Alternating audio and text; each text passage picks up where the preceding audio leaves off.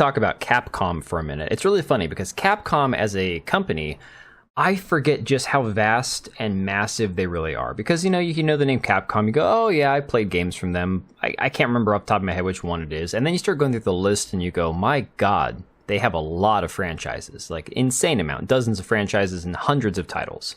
You know, Capcom's kind of a mixed bag. You have Dragon's Dogma 2, which a lot of people believe should have been the best game of 2024, and at this point, it could still, win some awards or whatever, I'm sure. That being said, I never played it. I did play the original, really loved it. At some point, I'll get around to picking up Dragon's Dogma 2 and playing it. But, Capcom has massive amounts of games that they've, been working on for years and publishing.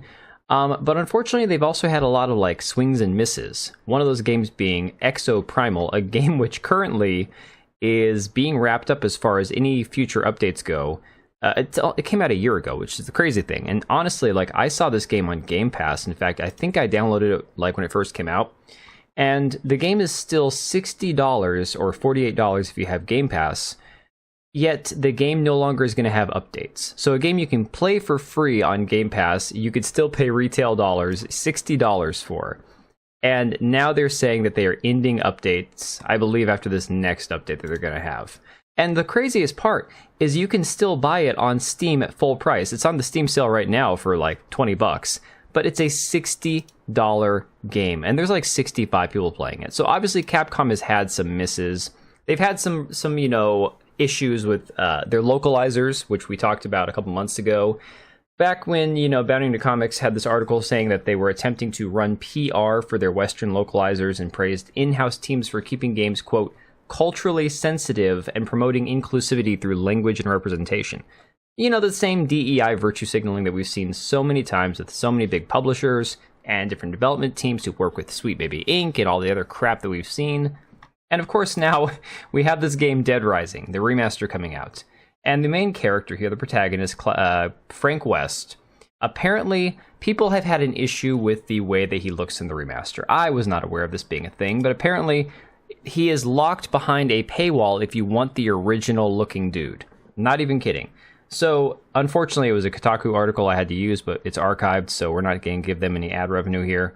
Apparently, this Dead Rising Deluxe Remaster is supposed to be coming out later this year, and fans weren't happy with the way Frank West looked. So what did Capcom decide? Here's what they're going to do. You pre-order the game, and we'll give you the original-looking dude. I'm not even kidding. This is a decision they made for the game. Explain to me how that makes any sense. People, look what happened with Sonic. The Sonic film that they created, where they had the horrifyingly hideous Sonic. Enough people said, what the hell is this? And they went back and said, you know what? We need to fix this. So if there's that much of an outcry over this character, why would they not just fix it on their own rather than saying, oh no, if you want to use the other skin for the better looking, Frank West, pay us more money, pre-order the game, and then we'll get it for you. It's an absolutely crazy, backwards way of thinking.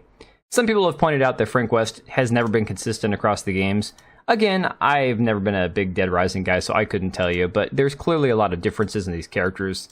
Some people pointing out that even in the remaster, he looks vastly different from scene to scene. Very weird stuff.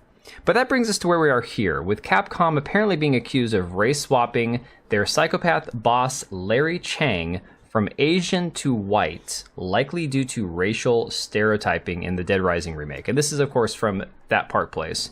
And so apparently this dude right here is going to be the replacement for Larry Chang based on what people saw in the reveal trailer. So the article says, video game publisher and developer Capcom is being accused of race-swapping one of their psychopath bosses in Dead Rising from Asian to white, likely due to racial stereotype. Ex-user Pirate Nation shared a pair of screenshots of Larry Chang from the original game and an unnamed white man wearing glasses and a baseball hat that appears to be a replacement for Chang.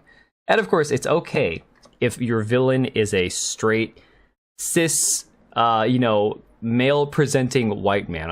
All the terminology that they like to use. It's so hard to remember, all the different titles and terms that they use for, normal heterosexuals these days. The article says, the heavy-set white man seen in the screenshot was recently featured in the Dead Rising Deluxe Remaster announcement trailer from Capcom USA. The game's protagonist, Frank West, is seen in what looks to be a meatpacking building, and the fat white man greets him saying, a customer. This is a line that Chang used in the original game. And of course, you can see they went through this whole thing here where Chang, this character, says this exact same line, but instead they have just swapped the two, character models put the big fat white guy in for Chang right here, where Chang would normally say, ah, customer, he then turns around and confronts West with a maniacal laugh. So again, explain to me why it's okay to have a white man as the villain, as the comically large, crazy, maniacal, you know, because I guess the entire point of this is the fact that they decided that this butcher character here is like, no, I can eat fresh meat being, you know, humans who aren't zombies, but spoiled meat being zombies is not okay. So, for whatever reason, these localizers at Capcom have looked back to a game from 2006, back when things were still semi-normal, and decided, you know what, we just can't have this, because it looks terrible to have a fat Asian man be a bad guy. So, here you have it. Now we have to have the sensitivity readers and the modernizers and all that fix a remake. Which, again, honestly, I know that there's a fan base for Dead Rising. I didn't realize it was one that was like really pushing for a remaster. I didn't realize that there were so many people that were looking for this game to be remade or remastered. But apparently it's a big deal. So there you have it. Don't have any faith that they're going to do things and try to keep it faithful to the original. At this point now, I've talked for years about how I'd love to have a Legend of Zelda Ocarina of Time remake. But I no longer believe that any company, even Nintendo, because Nintendo of America being completely captured by the woke mind virus, I don't believe that there's any way that we're going to get faithful adaptations, remakes, or remasters going forward from any major studio, publisher, developer, whatever. But let me know what you guys think about all this. Make sure you check out the website link down below. Check out the MetaPCs deal. Their 4th of July sale goes through July 11th. Link down below in the description for the video, and I will catch you guys on the next one. Alright, and if you made it this far, thank you so much for watching the video. Thank you for being here. I do have 2 channels, Minimal Effort Podcast, as well as my gaming channel. I do have a Twitch and Kick for my gaming channel. We do live streams over there occasionally, maybe once a week. And then if you are in the market for a new PC, make sure to check out MetaPCs. Click the link I have down below. Use code TBO at checkout for a special discount. Thanks again for watching, and I will see you next time.